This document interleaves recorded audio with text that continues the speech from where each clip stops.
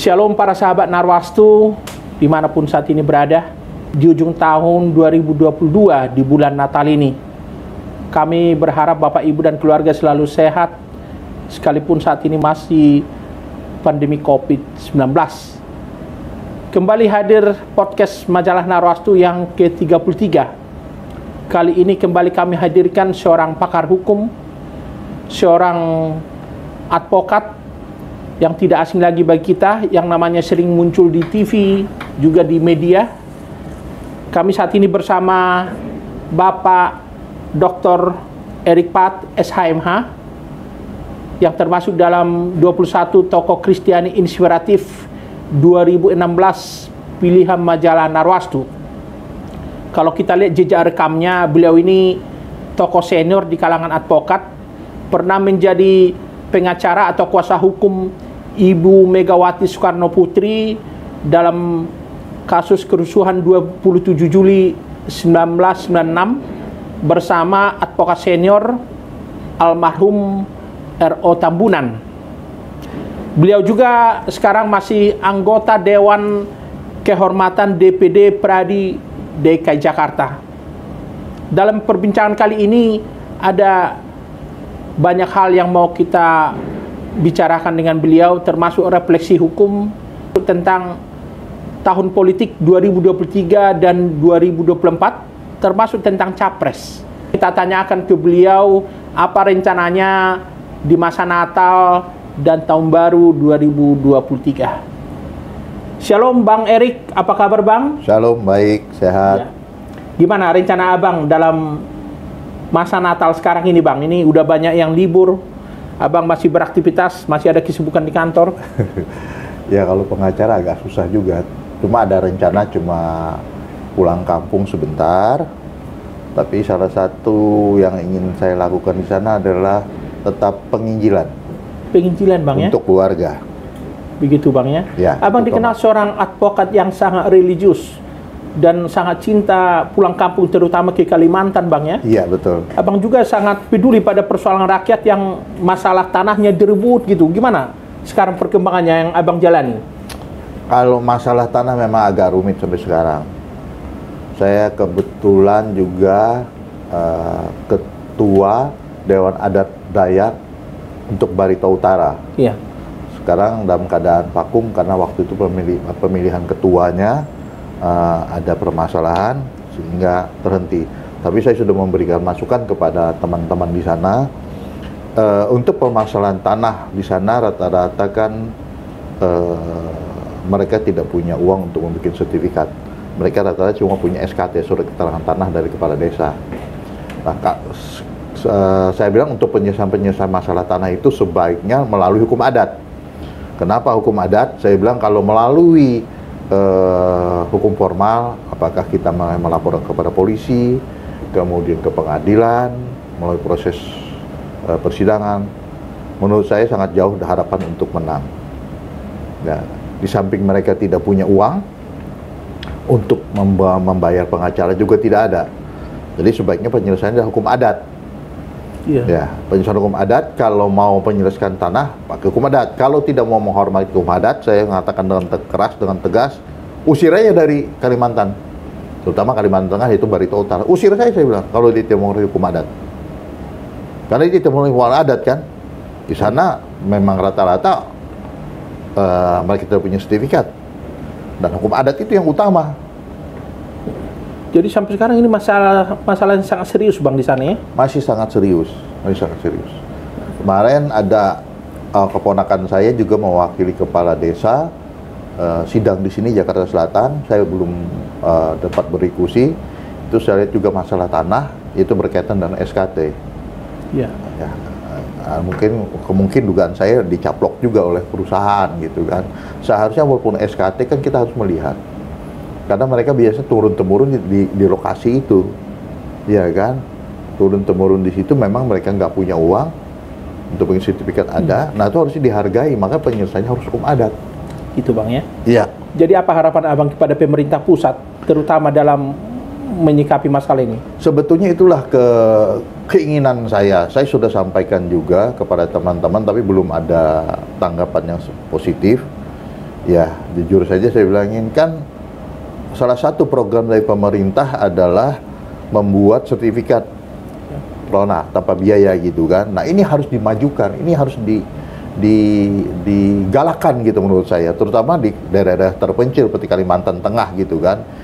Bukan hanya Kalimantan Tengah, mungkin Kalimantan Timur, Barat, dan Utara. Itu hanya harus dimunculkan, didorong kepada pemerintah, diberitahukan kepada pemerintah, yang merupakan itu juga program atau rencana daripada pemerintah sekarang. Nah, itu harus disambut dengan baik dan digunakan sebaik mungkin. Nah, kita nggak tahu nanti kalau 2024 terjadi pergantian pemerintah, begitu banyaknya tanah-tanah masyarakat tanpa punya sertifikat. Inilah jadi permainan lagi, ada dugaan berkaitan dengan mafia-mafia tanah bermain. Sehingga masyarakat itu tidak punya tanah, di mana dia sebagai penduduk asli nggak punya tanah. Akhirnya lama-lama jadi pekerja saja, lama-lama tersingkir, nggak punya apa-apa. Ya, ini harus dipikirkan oleh kawan-kawan saya juga di daerah maupun pemerintah daerah, gubernur, wali kota, bupati harus memikirkan itu. Gitu ya. Ya. Jadi ini persoalannya masih perlu menjadi PR bagi Menteri Hadi Cahyanto, Bang ya? Oh iya, betul. Betul. Nah, ini yang saya sampaikan, saya bilangin. Harusnya dilakukan itu secepat mungkin. Iya kan? Tapi mau bilang apa? Saya kan juga tidak banyak tahu karena saya di Jakarta, yang teman-teman di daerah harusnya lebih banyak bergerak gitu. Begitu ya? Iya. Iya. Abang selama ini dikenal seorang pengacara yang sangat peduli pada kampung halaman. Iya. Tapi abang juga seorang anggota Dewan Kehormatan DPD Pradi DKI Jakarta, Bang. Juga menyikapi persoalan hukum di tengah bangsa ini. Kita bicara refleksi karena kita berada sekarang di akhir tahun 2022. Ini banyak masalah hukum, Bang ya. Sekarang pro kontra atau kontroversi soal KUHP yang baru disahkan juga masih muncul. Kemudian masalah Verdi Sambo juga masih menimbulkan banyak kejutan. Apa yang abang refleksikan dari sini? Kalau bicara masalah hukum, bicara kebenaran, keadilan masih jauh. Masih jauh dari harapan kita. Ya, seperti Ketua Mahkamah Agung aja udah berbicara kan. Saya tidak bisa, intinya tidak bisa untuk menghabiskan mafia hukum itu. Apalagi kemarin Hakim Agung juga ada yang ketangkap gitu ya. Iya, itu bicara gitu kan. Ketua Mahkamah Agung. Jadi gimana, udah susah lah kalau kita lihat. Coba penegak hukum terjadi permasalahan yang kita dengar lagi kabar reskrim kan ada dugaan menerima uang dari ilegal, kalau nggak salah itu berkaitan dengan batu bara. Iya. Nah, coba bayangkan aja kalau itu betul. Nah, tapi nggak tahu perkembangannya gimana. Itu kan banyak sekali. Sangat susah saya bilang untuk bicara penegakan hukum di Indonesia ini. So, ya kita harus mengakui lah, ya kan. Ini tidak lepas berkaitan dengan keberhasilan seseorang itu adalah dengan materi gitu kan, dengan uang. Iya kan? Jadi entah itu uang halal atau tidak, benar atau tidak, yang penting kamu punya uang, bisa beli barang mewah, mobil mewah, nah itu dianggap berhasil. Nah, ini juga yang harus pemikiran yang demikian itu yang harus dirubah begitu ya. Memang ini susah sekali saya bilangin. Kalau saya lihat, menurut saya ini berkaitan juga dengan masalah pendidikan budi pekerti. Ya. Budi pekerti kan zaman dulu kan kita harus, kalau orang tua harus bilang permisi, iya kan? Semua harus hormat kepada yang lebih tua. Dulu kalau kita misalnya ketahuan ada yang ngambil pensil kawan aja, itu kita malu sekali. Ya. Itu rasa malu tuh luar biasa. Nah, saya di Banjarmasin aja, itu sudah sampai tahun 77. Itu saya pakai sepeda motor, saya tinggalkan dengan kunci motornya nggak hilang. Motor-motornya nggak. Sekarang saya dengar digembok dengan misalnya di tiang listrik, kalau perlu tiang listriknya dicabut, udah nggak ada lagi. Gitu ya. Rasa malu itu nggak ada gitu. Nah, ketika sosok berkumpul juga tidak punya apa-apa, rasa malunya, aduh dia berhasil ya, dia punya ini, punya itu, aku nggak punya. Sebetulnya dia punya hatinya jujur, bekerja dengan baik, iya kan? Nggak tahan arus itu. Jadi kalau gitu, para penegak hukum ini kembali harus merefleksikan diri, karakter atau perilaku itu yang harus diperhatikan, Bang, itu. sebetulnya kalau kita mau bicara kembali, sebelum menjabat itu kan ada janji atau sumpah. Pertanggungjawabannya kepada siapa? Iya kan? Ini yang harus dimengerti. Iya kan? Ini kan hanya ucapan saja, tapi tindakannya nggak ada gitu. Nah ini mengerti, berjanji kepada siapa? Yang Maha Kuasa, kepada Tuhan. Iya kan? Tapi saya lihat ya hanya segala seremoni aja gitu kan, ucapan saja sudah selesai. Gitu ya. Ini kalau betul-betul dimengerti, ya kan, apakah kita bisa melawan Tuhan? Iya kan? Nah, lalu apa akibatnya kalau kita melawan Tuhan gitu? Gitu ya. Nah ini kan nggak ada gitu. Iya kan? Nggak ada. Biasa-biasa saja. Jadi tidak takut Tuhan, Bang ya? Iya, betul. Iya. Betul. Abang dalam beberapa kali diskusi kita, Abang sering mengatakan begini, bicara hukum, untuk saat ini Bang Erik sangat khawatir dengan kekuatan uang dan kekuasaan. Maksudnya apa, Bang? Ya ini sudah menjadi rahasia umum lah gitu kan sebetulnya. Ya kan? Segala sesuatu penyelesaian dengan uang. Ada teman saya bicara, nggak ada yang gratis, Rick. Makan itu. Nggak perlu saya jelaskan lebih jauh lagi, masyarakat udah tahu semua lah. Hilang kambingnya kalau kita lapor polisi yang habis, bukan polisi, sapi yang bisa hilang. Perkaranya pun nggak selesai juga gitu kan. Bahkan ada KUHP bilang, kasih uang habis perkara gitu kan. Jadi semua. Nah kekuasaan, saya nggak perlu jelaskan lah saya bilangnya. Bicara seorang penegak hukum itu yang diharapkan oleh klien rata-rata kita punya hubungan nggak dengan orang-orang penegak hukum yang punya kekuasaan. Itu udah rahasia umum lah, iya kan? Jadi berbicara penegakan hukum dan keadilan itu sangat susah di negara ini, dan kebenaran sangat susah. Gitu ya. Sangat susah saya bilang, sangat susah. Saya kalau berbicara lebih jauh, tentu untuk membuktikan ini kan tidak gampang. Tapi orang bilang maaf kata nih, kentut baunya tercium, tapi nggak kedengaran bunyinya gitu kan. Nah itu sangat susah, sangat prihatin saya bilang. Gitu ya. Iya. Nah kita tahu sendiri penerimaan khususnya adalah kepolisian. Waktu itu kejadian di Ternate kalau nggak salah. Dia kan terganti lagi, ganti orang lain. Ada yang sudah lulus, nggak jadi lulus. Kenapa bisa terjadi? Ada yang bilang harus bayar, harus bayar. Gimana? Masuk jadi situ aja. Kalau dengan bayar, gimana dia punya kembali aja moralnya gimana? Iya. Iya kan? Bisa jadi dia tidak memenuhi syarat, tapi karena uang masuk. Nah kalau nggak punya moral masuk, apakah terjadi penegakan hukum sebagaimana kita harapkan? Nggak akan terjadi.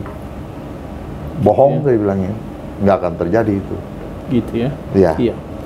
Bang Erik selama ini sering berteriak melalui organisasi, melalui media, bahkan forum-forum diskusi tentang penegakan hukum, keadilan, kebenaran di negeri ini. Kita sekarang akan memasuki tahun politik 2023 dan 2024, Bang. Abang nggak berupaya masuk, katakanlah ke sistem misalnya partai politik untuk menjadi anggota dewan wakil rakyat, supaya bisa mempengaruhi di bidang hukum khususnya? Kita pernah diskusi, baru-baru ini kita diskusi lagi sama teman. Iya kan. Menurut saya pribadi ini pendapat saya, iya kan. Untuk terjun ke sana memerlukan keberanian, kekuatan hati. Karena kadang-kadang begini, satu keputusan itu bisa saja bertentangan dengan hati nurani. Kenapa saya bilang bertentangan? Antara bicara tentang kepentingan politik, kepentingan kelompok, dengan kepentingan masyarakat, itu bisa terjadi. Nah, untuk terjun ke sana, menurut saya bilangnya, itu berani nggak kamu tetap pada hati nuranimu? Kalaupun mau terjun juga yang betul-betul berani nggak mematikan hati nurani juga gitu. Nah, kalau sampai suruh mematikan hati nurani, saya nggak sanggup. Kalau mengambil satu kebijakan atau keputusan dalam satu rapat itu bertentangan dengan hati nurani, saya nggak bisa. Gitu Bang ya. Nggak bisa. Jadi belum ada rencana untuk maju jadi wakil rakyat Bang? Karena kita tahu Abang kan bagaimanapun juga termasuk tokoh reformasi yang sejak Orde Baru sudah dikenal cukup vokal. Pasti partai politik juga kan sudah pelan-pelan melihat potensi Abang juga untuk dicalekkan begitu kan? Sebetulnya dulu sudah diminta. Kemudian saya ketemu lagi dengan orang-orang partai. Ya, saya ditawarkan juga, cuma saya belum siap. Jujur saja belum siap saya. Itu tadi situasi kondisinya yang bagaimana ini kan. Nah, itu kembali ini. Gitu Bang ya. Iya. Kita diskusi sama teman-teman. Iya. Jadi gimana, Lurik? Gua belum sanggup. Gitu Bang ya. Ya, lu usia udah segini, udah masuk aja kan kesempatan. Betul. Bahkan ada yang menawarkan saya semua. Bahkan ada yang mau membiayai saya. Ada Bang ya? Ada. Udah 2024 masuk. Udah sampai dijamin gitu Bang? Iya. Ya. Kita biayain semua. Ya. Kalau kepala daerah, dulu saya pernah diminta jadi bupati, terus pakai bupati.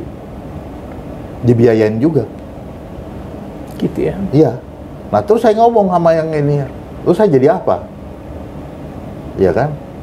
Jadi kacungnya si Cukong itu, saya bilang, iya proyek kasih ke dia. Saya nggak mau. Gitu Sempat Bang, saya ya. bercanda, saya bilangnya, kasih dulu uang saya banyak-banyak. Jadi nanti kalau saya ditangkap, ini bukan hasil kejahatan, bukan hasil korupsi. Saya sampai ngomong begitu, mereka tertawa. Wah, bisa aja lu kayak begitu. Lah iya dong, kalau mau. Saya bilang, karena saya jadi kacungnya. Betul-betul itu kan saya menolak secara halus gitu kan. Ya. Jadi untuk sekarang ini Abang masih merasa lebih nyaman sebagai advokat yang independen gitu Bang ya?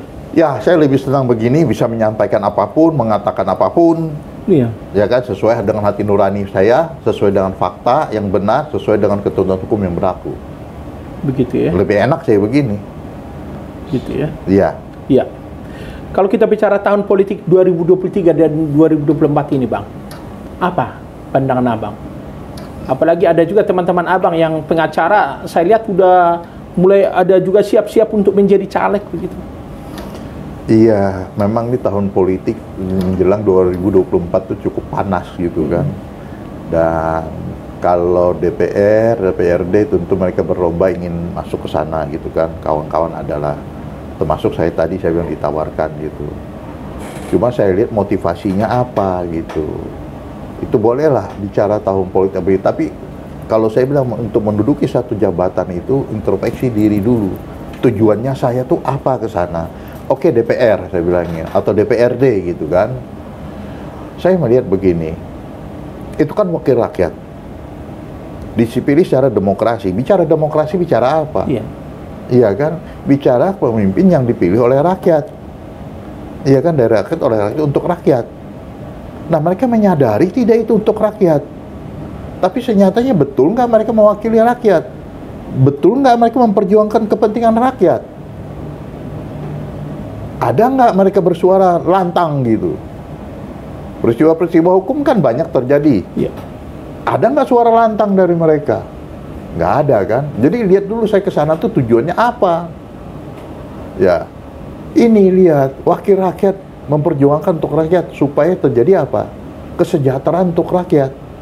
Ketika rakyat ada mengalami permasalahan hukum atau dijolimi, wakil rakyat ada muncul dengan lantang apa tidak? Gitu ya. Itu yang kita lihat. Senyatanya kan tidak. Iya kan? Itu yang diharapkan sebetulnya. Mereka menyadari tidak itu. Wakil rakyat itu betapa beratnya di pundak mereka. Iya kan? Menghadapi seperti sekarang yang ribut. Ya kita katakanlah lagi masih dalam suasana ribut lah, masih dalam suasana panas gitu ya, tentang mafia tanah. Ada nggak yang berlantang berteriak? Gitu ya. Iya kan?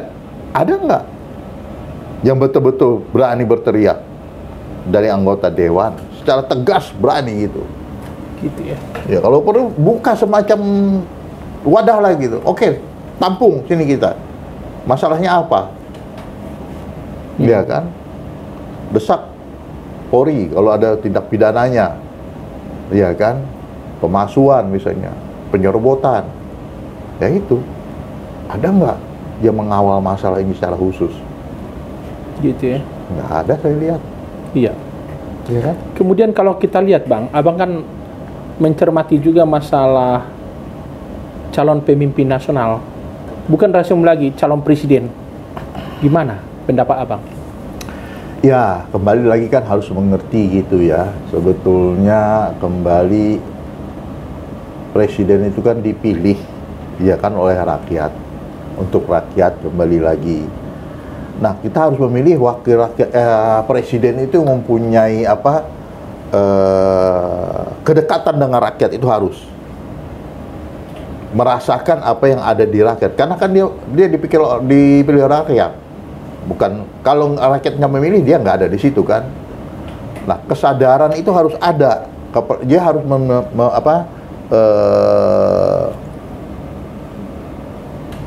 bagaimana rakyat percaya dengan dirinya. Nah, kepercayaan inilah yang harus dia lakukan gitu kan. Dalam hal ini, ya dia kita lihat track recordnya untuk nanti yang jadi presiden itu kan, lihat track recordnya selama dia sebelum jadi calon atau sudah jadi calon nanti atau jadi presiden nantinya, track record dia selama dia di mana dia sekarang bertugas itu harus terlihat gitu kan. Betul-betul untuk rakyat apa dia harus mempunyai keberanian, saya bilang punya nyali gitu. Nyalinya apa? Nah, kita tahu sendiri banyak kan mafia-mafia seperti mafia migas. Kalau nggak ada seorang presiden yang berani mengambil sikap, bagaimana? Termasuk mafia tanah, kalau tidak ada punya keberanian mental, nyali nggak ada, gimana bisa terjadi seperti sekarang ini? Nah, itu harus kita lihat betul-betul. Dia betul-betul mengerti dan dekat dengan masyarakat dan terjun ke masyarakat, bukan duduk di meja hanya memberi perintah, itu nggak bisa. Itu bukan, itu nggak cocok. Jadi seorang presiden itu adalah, kita lihat dia melayani rakyat apa tidak. Jadi seorang pemimpin itu melayani, menampung segala aspirasi rakyat. Tentu tidak segampang itu kan, tapi dilihatlah yang mana bisa dilakukan yang sungguh-sungguh untuk kepentingan rakyat, supaya terjadi masyarakat itu mengalami apa yang namanya kesejahteraan itu sendiri. Nah, sekarang kembali saya lihat, sekarang kekayaan alam kita begitu banyak. Sudah diolah secara baik apa tidak? Senyatanya kelapa sawit siapa yang di belakang bermain? Tambang siapa yang bermain? Baik tambang batu bara, nikel, coba lihat bongkar semua. Jujur aja, siapa yang bermain di belakang? Nah, ini diperlukan presiden yang berani. Calon presiden yang berani menyampaikan, membuka semua ini. Mafia hukum, mafia tanah, mafia tambang, semua harus kita lihat dia berani apa tidak, punya nyali apa tidak. Kalau nggak berani, ya susah. Kapan kita jadi negara yang sejahtera? Abang sudah melihat figur itu ada saat ini, kita tanpa menyebut nama? Ada. Gitu ya? Ada. Ya. Jadi kalau kembali kita dengan posisi Pak Jokowi saat ini, ya, gimana posisi Pak Jokowi Abang lihat sekarang terkait dengan konstelasi para capres yang sudah bermunculan sekarang? Jadi kembali gitu ya. Ini agak menarik pertanyaan, tapi saya mau melihat ini kan ada usulan bahwa Jokowi ini 3 periode gitu kan. Bahkan mulai muncul lagi sekarang kan 3 periode dengan penundaan. Ini cukup seru juga gitu kan. Tapi apakah itu bisa dilakukan atau tidak? Tapi yang saya lihat, kita memerlukan seorang pemimpin, jujur aja, seperti Jokowi lagi. Minimal seorang pemimpin nanti, seorang presiden itu punya konsep tidak jauh dari Jokowi. Menindaklanjuti apa yang sudah dilakukan oleh Jokowi yang baik. Yang belum dilakukan oleh Jokowi, itu disempurnakan. Jadi tidak bisa kita melihat pemimpin itu yang di bawah Jokowi, nggak bisa. Kalau di bawah Jokowi akan hancur. Karena sudah kalau saya bilang Jokowi ini sudah mempersiapkan sesuatu untuk masyarakat ini menuju sejahtera sebetulnya.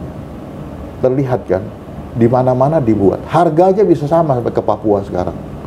Gitu ya. Nah, jalan-jalan di mana? Sudah mulai terbuka kemana-mana kan? Nah, kalau tidak terbuka jalan antara satu daerah dengan daerah yang lain, gimana ekonomi mau menjadi terbuka gitu kan? Bagaimana masyarakat yang tidak terjangkau susah bisa mengetahui perkembangan-perkembangan di tempat yang lain? Tapi dengan terbuka jalan-jalan semua itu kan terlihat sekarang semua.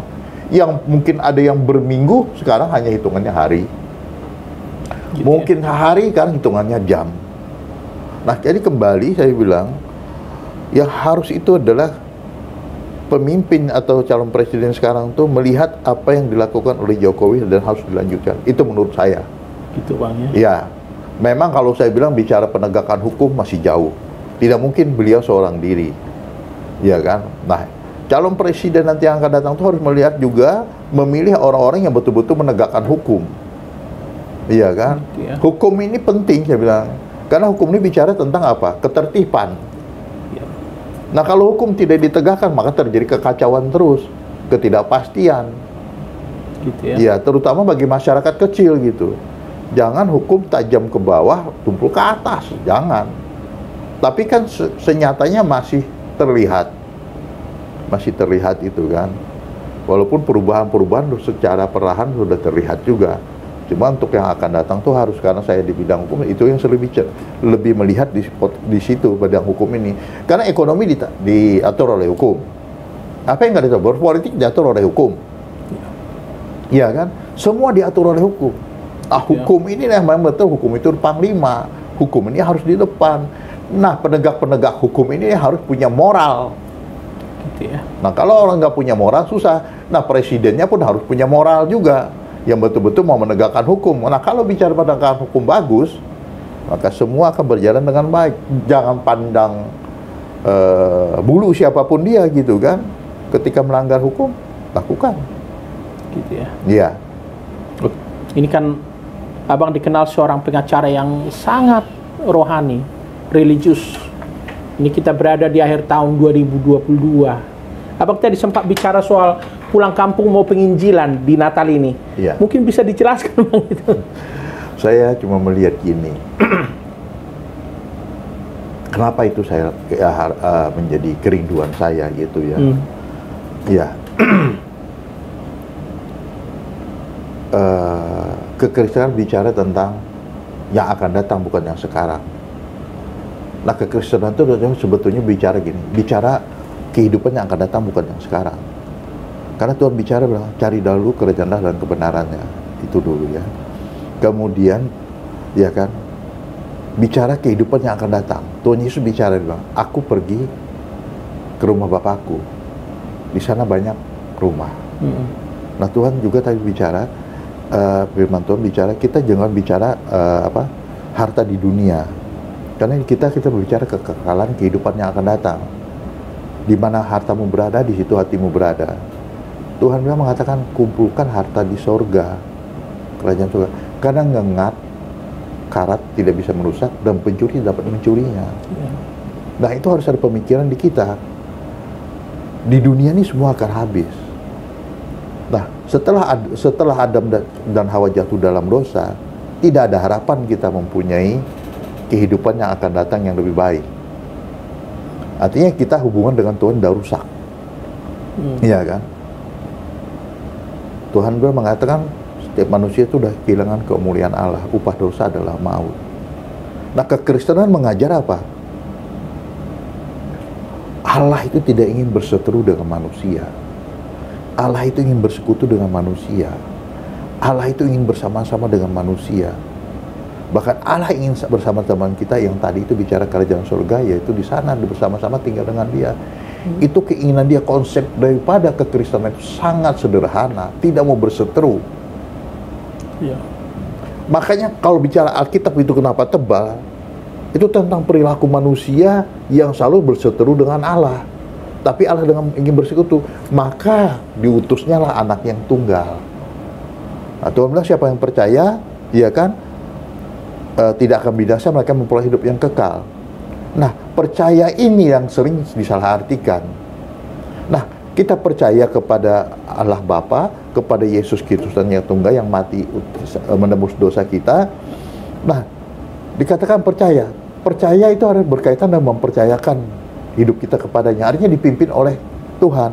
Dalam hal ini kan begitu Yesus naik ke surga, maka adalah diutus oleh Roh Kudus. Nah, kita harus hidup dipimpin oleh Roh Kudus. Gitu ya. Kenapa kerinduan saya untuk penginjilan? Saya ini dulu tidak percaya Tuhan masalahnya. Gitu ya. Dan akhirnya saya tahu Tuhan pada tahun 84. Tuhan itu ada. Saya dulu nggak percaya Tuhan. Oh, kalau nilai agama saya 10. Cuma teori. Nah, jadi kekristenan itu bicara perjumpaan dengan Tuhan. Makanya Tuhan menjumpai kita melalui Yesus Kristus. Gitu Untuk ya. apa seluruh dunia kita peroleh tapi jiwa kita tidak selamat? Iya kan? Saya cuma berpikir pentingnya bahwa setiap orang yang mengaku Kristen itu mengenal Allah dan berjumpa dengan Allah. Nah, tugas kita di Alkitab itu adalah penginjilan. Setelah penginjilan harusnya pembinaan. Sudah pembinaan, pengutusan. Tidak ada bicara harta benda. Karena itu saya sangat rindu sekali menyampaikan ini kepada keluarga-keluarga saya. Ya kan, supaya mereka mengenal Yesus. Gitu ya. Ya, saya pulang dari Banjarmasin, kemudian saya ke Kalimantan Tengah, Palangka. Nah, mungkin di Palangka itu saya akan lebih banyak ketemu keluarga-keluarga saya. Di situlah saya akan menyampaikan. Gitu, Bang. Ya. Oke. Yang terakhir, Bang Erik. Ada yang Abang mau sampaikan tentang refleksi Natal kepada para sahabat Narwastu? Ya. Apalagi kita mau memasuki tahun baru 2023 dan ada ancaman resesi ekonomi global gitu, Bang. Saya kembali kepada firman ya, saya bilang, jujur aja saya bilang ini. Itu tahun 2023 para pakar ada yang bicara, bahkan ada hamba Tuhan yang bicara, saya nggak peduli tentang itu. Saya nggak takut tentang itu. Karena jelas Tuhan udah bicara. Ya kan? Bagaimana mungkin ia tidak mengaruniakan segala sesuatu kalau anaknya aja dia berikan buat kita. Jadi kebutuhan-kebutuhan kita itu Tuhan sudah sediakan. Ini yang konsep yang salah lagi. Nah, kalau kita mencari, saya bilangin, ya kita khawatir tentang makan, minum, pakaian. Tuhan udah mengatakan itu bukan orang, karena tidak percaya. Kita ini anak, menjadikan anak. Apakah ada bapak tidak menyediakan keperluan anaknya? Jadi saya nggak khawatir kantor saya ini, jujurnya kita udah 20 tahun lebih nggak punya klien tetap, tapi masih bisa hidup. Iya. Dari mana? Kita percaya. Iya kan? Nggak usah dipikirin itu, saya bilangnya. Tuhan udah sediakan. Nah, doa Bapa kami, sebelum doa Bapa kami, itu kan bicara tentang orang fasik, yang berdoa di pinggir jalan panjang. Tuhan bilang, nggak usah doa panjang-panjang. Sebelum kamu berdoa, aku sudah tahu apa yang kamu butuhkan. Doa Bapa kami. Nah, doa Bapa kami ini kalau kita mau bahas lebih dalam lagi, jujur aja. Gitu ya. Jadilah kehendakmu di bumi di surga. Nah, kalau kita bicara di surga, ada orang bicara harta benda. Ada bicara kekayaan. Ada bicara makan minum. Nggak ada. Makanya doanya, berilah kepada kami hal ini makan secukupnya. Nah, cukup aja makan hari ini, bukan bicara tentang kekayaan. Jadi saya nggak khawatir. Mau orang bilang apa, saya bilang. Saya nggak khawatir. Karena kekhawatiran itu tidak menolong kita, tidak menyelamatkan kita, memperburuk keadaan. Itu, Bang ya. Ya, jadi Tuhan sudah sediakan keperluan kita. Itu yang saya bilang, saya nggak khawatir. 2023 mau bilang apa, dari dulu juga saya bilangin. BBM naik, saya bilang, mau 100.000 ke seliter, saya nggak takut, saya bilangin. Kita punya Allah. Iya. Yang kaya tuh Bapak kita. Nah, sekarang bagaimana hubungan kita dengan Bapak di sorga? Itu yang terpenting. Nah, kalau hubungan kita baik, nggak mungkin dia. Kita yang di dunia aja kalau minta, anak kita minta roti, minta apa, masa kita kasihkan kalajengking atau batu? Ya kan? Tuhan bilang, kamu yang di surga tahu dia aja memberikan yang terbaik, apalagi Bapak di surga. Dia sudah sediakan, saya bilangin, jujur aja. Gitu, Bang ya. Ya, saya nggak khawatir, jujur. Bukan saya bilang jadi orang sombong orangnya atau enggak, saya nggak khawatir, saya bilangin. Karena saya sudah mengalami, saya bilangin. Memang Tuhan sudah menyediakan keperluan kita. Jadi buat para rekan-rekan atau siapapun di Narwastu ataupun para yang mendengarin, jangan khawatir. Jangan khawatir. Tuhan sudah sediakan keperluan kita. Yang penting makan minum pun pasti ada. Gitu, Bang ya. Ya. Oke. Terima kasih Bang Erik atas perbincangan kita di akhir tahun 2022 ini. Para sahabat Narwastu, itulah perbincangan yang cukup menarik dengan sahabat Narwastu, Bapak Dr. Erik Paat, yang cukup menginspirasi. Banyak hal yang bisa kita petik dari perbincangan kali ini. Akhirnya kami undur diri. Bapak Ibu para sahabat Narastu, kami tetap sampaikan jaga kesehatan, tetap patuhi protokol kesehatan. Kiranya kita selalu dilindungi Tuhan, ditolong Tuhan di bulan Natal di akhir tahun 2022 ini. Shalom, salam sehat, dan Tuhan memberkati Indonesia.